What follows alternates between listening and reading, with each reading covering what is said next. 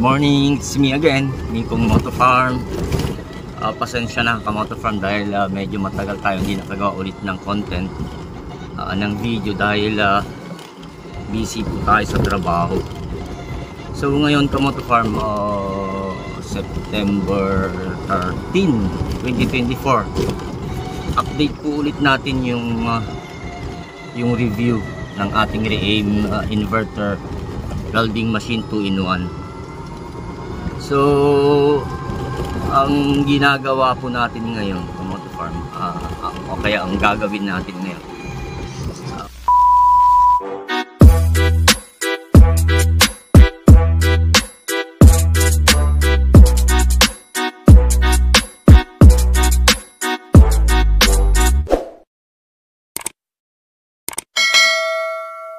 mag-welding tayo sa mga bakal dun sa poste, dun sa project nating bahay.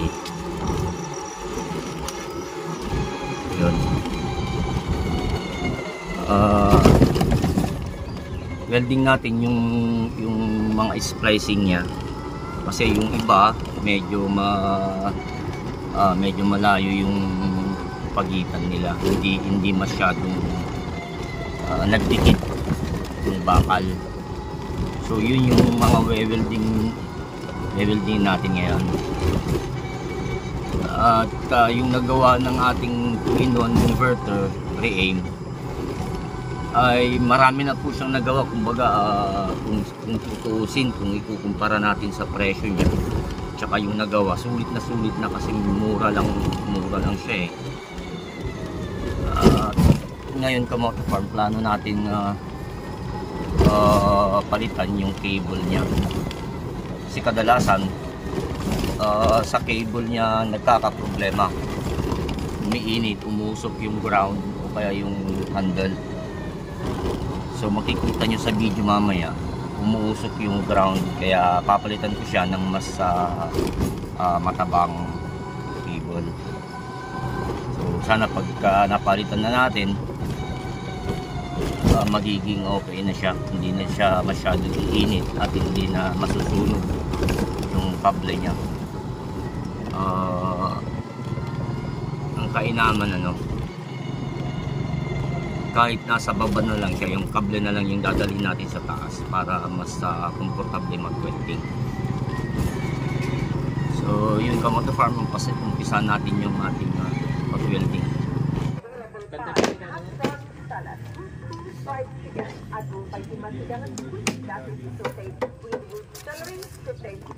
Okay.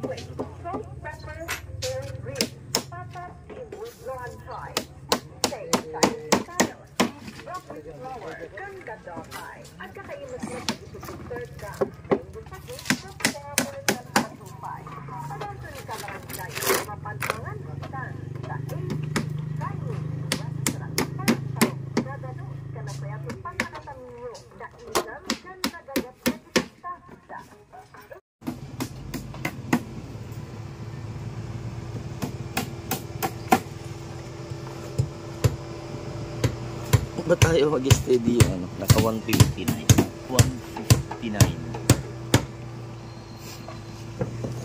sa video, bakit gumagalaw-galaw? Ito yung ginagawa natin, lagyan natin yan, linalagyan ko na bakal kasi medyo maluwang yung dugtungan nya, yung splicing nya. So ito yung tinatrabaho ng Re-Aim inverter welding machine. So lahat yan, welding lahat yan. Tapos yung mga nagawa pa ng ating welding machine, yung mga binder, yung malalaki nandun sa baba. So far so good Moto Farm. Naka 159.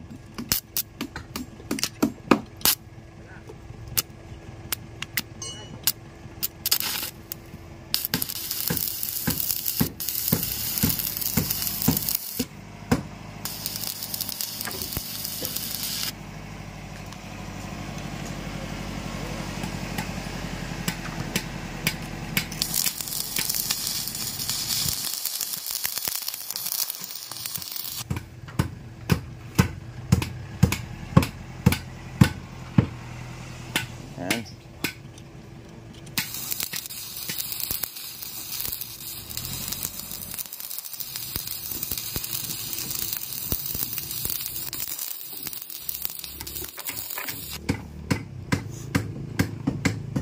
Yung isang welding rod kaya niya ibabad eh. Kaya kahit mura to, 3M na inverter welding machine, maganda naman, sulit. Sa tutuusin, sulit ko na yung bayad eh. Magkano lang naman yung presyo niyan kung ikukumpara ko sa mga natrabaho na niya, mga nagawa na niya, sulit na.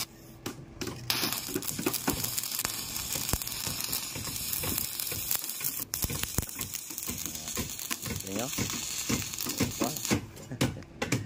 sulit to. Tuloy natin kamote farm. Yan ang problema, yung ground cable niya umuusok. Yan. Pero sa tingin ko, palagay ko normal lang yan, kamote farm, diba? Yan.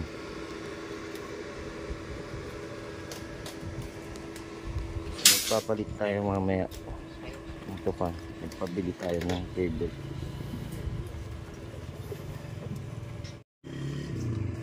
Yan, magpalit na tayo ng cable. Sa baba na yung inverter natin, yung re-aim.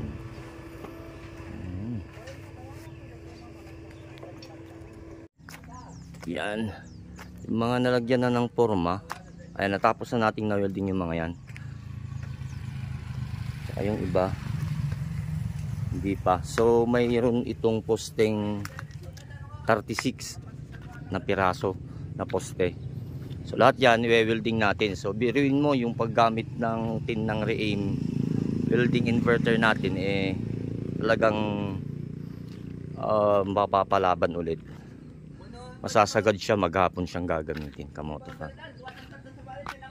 One.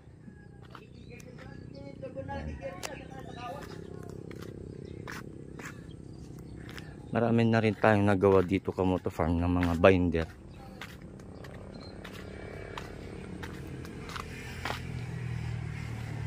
Ayan.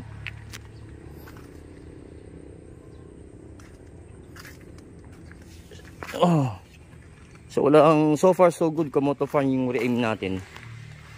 So far so good, walang problema, lalo na nung napalitan natin ng kable. So mga yan, ginawa na natin isa sa kabila. Tapos yung mga binder natin nandito na, tabunan ng mga kahoy. Yan. Nandiyan yung mga binder natin eh, malalaki. Pinang-bebend natin ng 20 mm. So ito na yung luma kamote farm na kable. Ito na yung luma. So sa awa ng Diyos, wala pa namang naging problema. Ang ganda.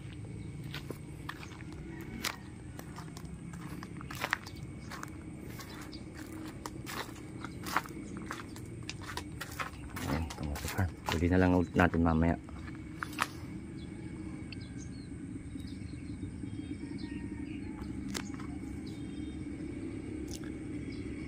Ayan, kung iisipin nyo kamote farm, napakarami yan.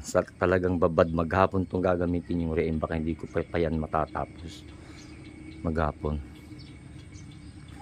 Kasi lahat yan, lahat ng dungan ng bakal, mga welding lahat yan.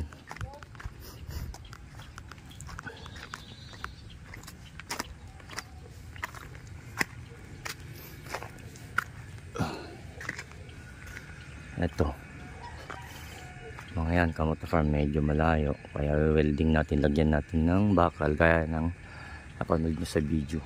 Mga yan,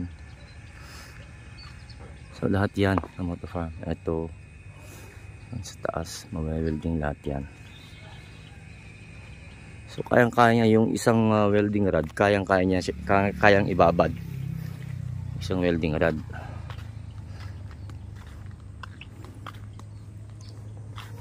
Yung normal na pirahe na ginagamit ko is 150 to 160 lang. Kaya kayang kaya.